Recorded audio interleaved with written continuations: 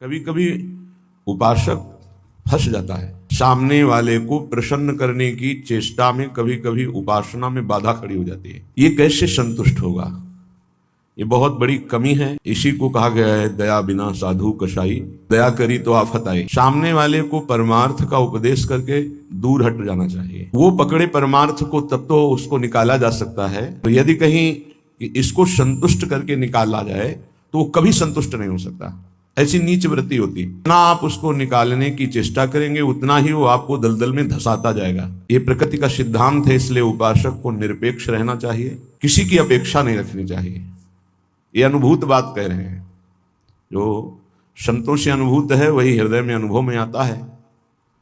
उपासक को यदि कभी ऐसा अवसर मिले कि किसी को भगवत मार्ग में बढ़ाना है तो वो ये ध्यान रखे, हमें अपने को बचा करके इसको निकालना है। कहीं उसके मन की संतुष्टता के द्वारा हम परमार्थ निरूपण करेंगे तो वो कभी नहीं निकल पाएगा, क्योंकि उसका मन ये समझ जाएगा कि हमारी अनुकूलता को लेकर ये विचारवान है, हमारी अनुकूलता के लिए, बस वो आपको रौंद देगा। परमार्थ का उपदेश दिया और निरपेक्ष हो गए और वो आप पर आसक्त होता चला जा रहा है, वो निकल जाएगा। त्रुटि यही हो जाती है उपासक से कि इसको कैसे संतुष्ट करूं, वहीं उसका पतन हो जाता है। पतन अपने आराध्य देव का चिंतन छोड़कर मांस के लोथड़े शरीरों का चिंतन होने लगता है। ये कैसे राजी रहे, वो कैसे राजी रहे, परिवार कैसे राजी रहे, भगत कैसे राजी रहे। निकले थे हरि को राजी करने के लिए और हो गया प्रपंच को राजी करना। बहुत सूक्ष्म बात है ये। शास्त्र सम्मत और हृदय सम्मत बात है, दोनों की अनुभूति। यदि भगवत मार्ग में आगे बढ़ना है तो किसी को संतुष्ट करने का भाव खत्म कर दे। शास्त्र सम्मत उपदेश है, पकड़ना है पकड़ो, नहीं पकड़ना है तो डूबो। तभी आप परमानंद का अनुभव कर सकते हैं, नहीं तो आपको फंसा लिया जाएगा। ये सूत्र उड़िया बाबा का है, दया बिना साधु कसाई, दया करी तो आफत आई। बीच में समझो, दया नहीं तो साधु कैसा, और दया की तो फंस गए। कौन सी दया आपका परम कल्याण में सहयोग कर सकती है? जो याद को ना नष्ट कर पावे। दया का उल्टा है याद। जो भगवत स्मृति में बाधा पहुंचा दे, ऐसी दया में आग लगे। भगवत स्मृति युक्त प्रियता प्रभु के चरणों में और दया जड़ चैतन्य में, तब तो निकल जाओगे। और अगर भगवत स्मृति को दया ने तोड़ दिया और उसकी स्मृति चल रही तो दुर्गति पक्की है। जन्म में इतनी स्मृति आ गई कि हरि स्मृति गई तो अगला जन्म ऐसे महापुरुष का पशु रूप में हो गया, मृग रूप में। तो बहुत सावधानी का ये परमार्थ मार्ग है।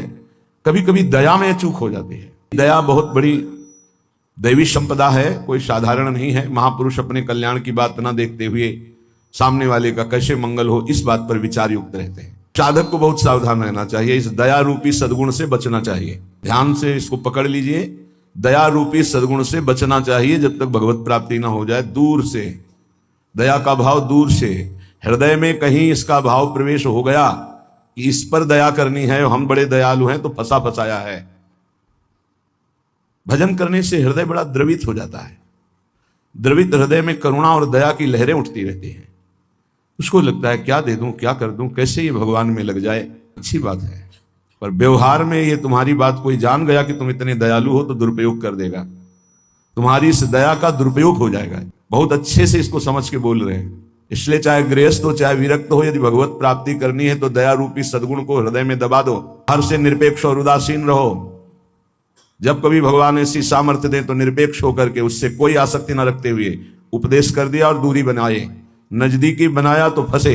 ये ऐसे है प्रपंची, नजदीकी बनाया तो फंसे, और फंसे तो तुम्हारी निंदा ये करेंगे, तुम्हारे ही विपरीत चलेंगे। बहुत सावधान।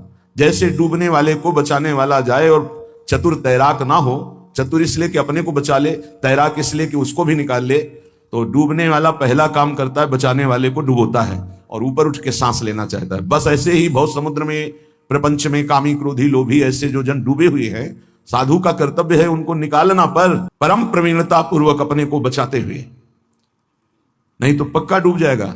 पक्का अनुभव की बात है। संतों की जो बातें होती है छाती की बातें होती हैं। पढ़ी लिखी बातों में उतना प्रभाव नहीं पड़ता जितना हृदय की अनुभूत बातों पर पड़ता है।